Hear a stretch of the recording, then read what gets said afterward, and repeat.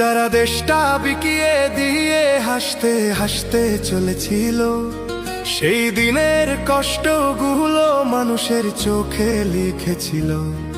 এবার সত্যটাকে চিনতে হবে, সময় এসেছে ভাই।